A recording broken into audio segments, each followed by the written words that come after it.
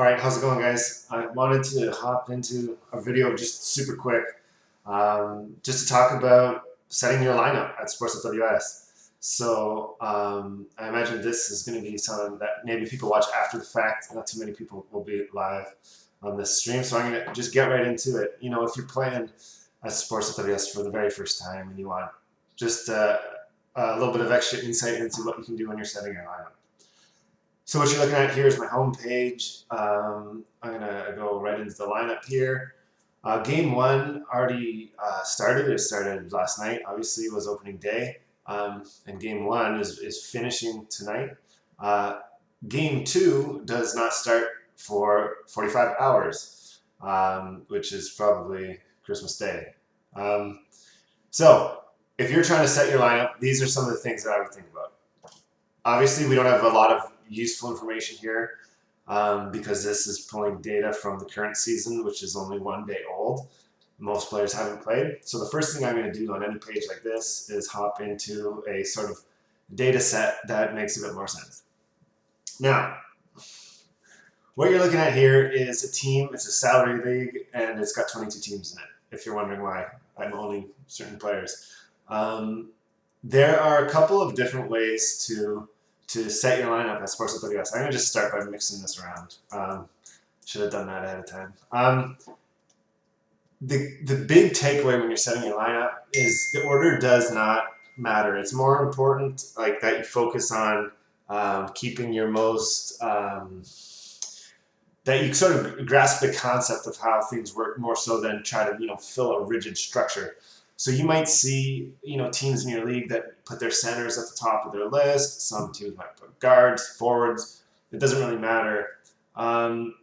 What does matter is that you understand how the scoring algorithm works, and it's pretty straightforward. It sounds daunting, but it's not daunting. This is a traditional league with guard, forward, center positions. So that means you get 96 guard minutes, 96 forward minutes, and 48 center minutes. You might play in a modern league, which has like the PWB positions.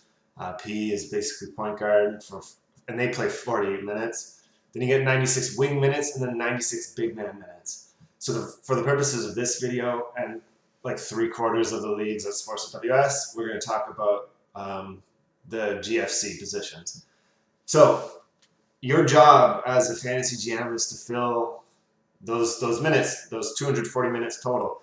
And it doesn't really matter how you do it. So what you're going to want to do, knowing that, once you fill those minutes, nothing beyond the players that you're using to fill those minutes, they just don't count. So you want to make sure that you're utilizing your most efficient players.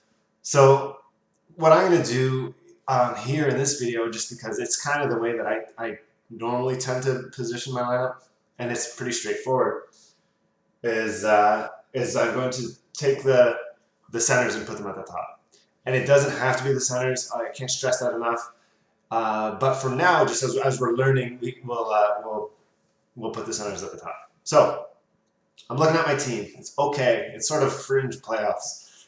Not really a true contender, but my best player is Andre Drummond. And I say this because it's pretty obvious. Not only is he the player with the highest fantasy points per minute, but he also pumps out, almost the highest fantasy points per game, period. Now, that's an important distinction to make because I could have a guy like Boban here who might have a similar fantasy points per minute to Andre Drummond, maybe even better, but no one's saying Boban is a better fantasy asset than Andre Drummond. So once we get a better idea of how we're going to fill our minutes, I think that will make a bit more sense as to the concept that some players can be good in some contexts, but not in all contexts. So to get this party started, I'm just going to throw Drummond at the top of my lineup because he's my best player, and I want to start with my centers. So it really works out perfectly. After that, I tend to just, because I find it's easier for my brain to understand, I like to kind of gather all my centers. But it really doesn't matter if these centers are collected or not, because the scoring algorithm, it just starts at the top of my lineup. and it methodically works its way down. So if I'm putting Andre Drummond at the top of my lineup, it means that assuming he plays his, projected 33 minutes, these are just projections. He's obviously not guaranteed to play 33 minutes. But if I've got 48 center minutes, I want to make sure that Drummond is going to get first crack at those minutes. So he'll play 33 of the 48 minutes. You'll see exactly what the scoring algorithm is projecting here in this column on the right. So of my 48 center minutes that I'm trying to fill, Drummond's going to fill 33, also known as 100% of his minutes. And that's the easiest choice we're going to make when we're setting our lineup.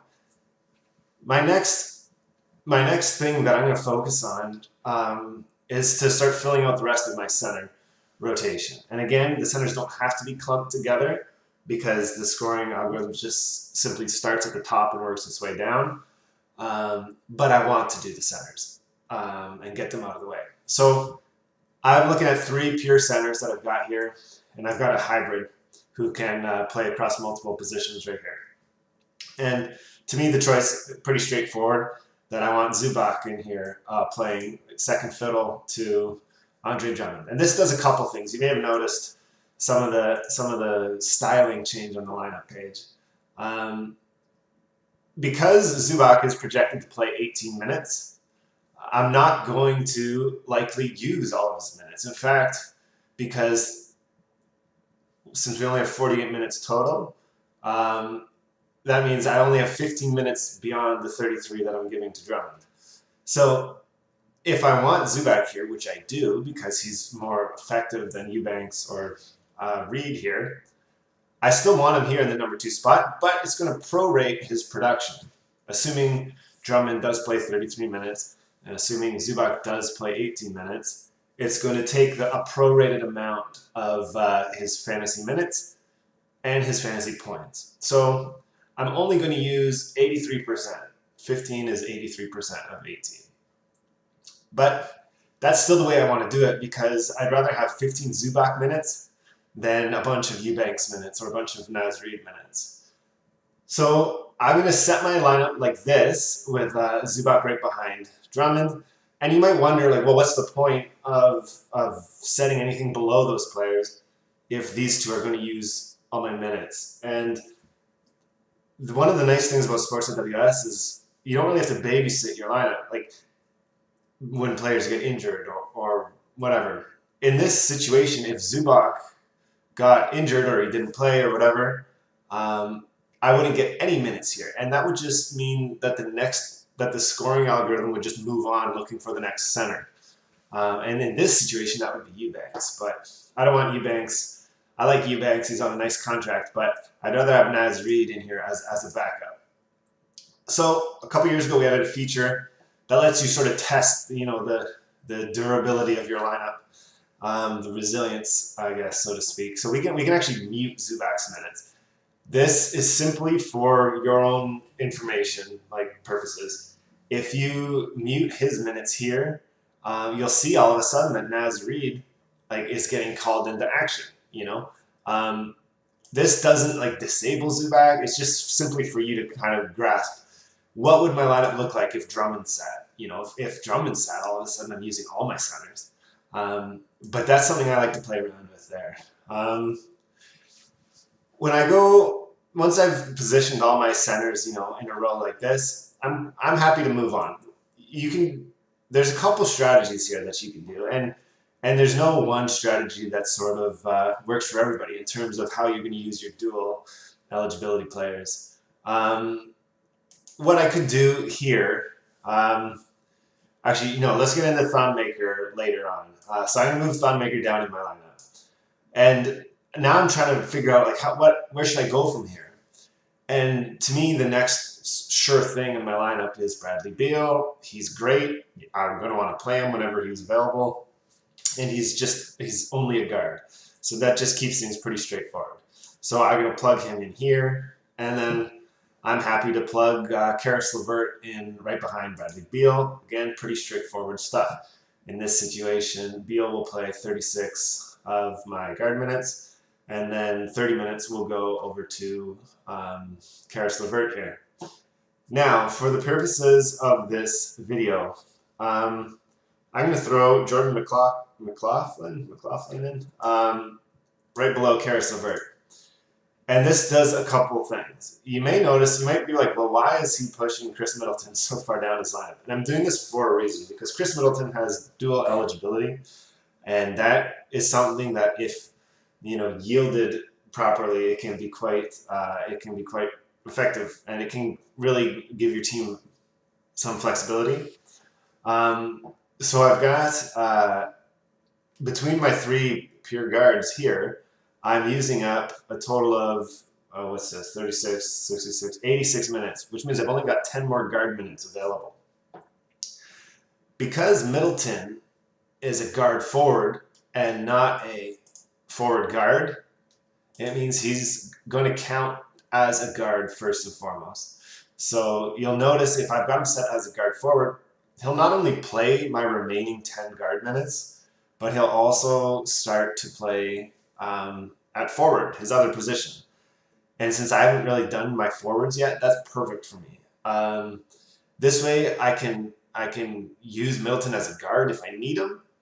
But if I don't need him to be a guard, he's basically a forward for me. So that is what, I think when you're in the middle of a long season, those sort of strategies are what really help you. So if Karis LeVert ended up getting injured, you'll notice that LeVert's usage changes because all of a sudden there's more guard minutes for him to fill, and you see that all change here. So there's lots of math, which might be kind of tough to sort of swallow at first, but it's not crazy. It's all pretty straightforward math. The things you just sort of need to keep in mind are you want to keeping in mind that the scoring algorithm starts at the top of your list and going down.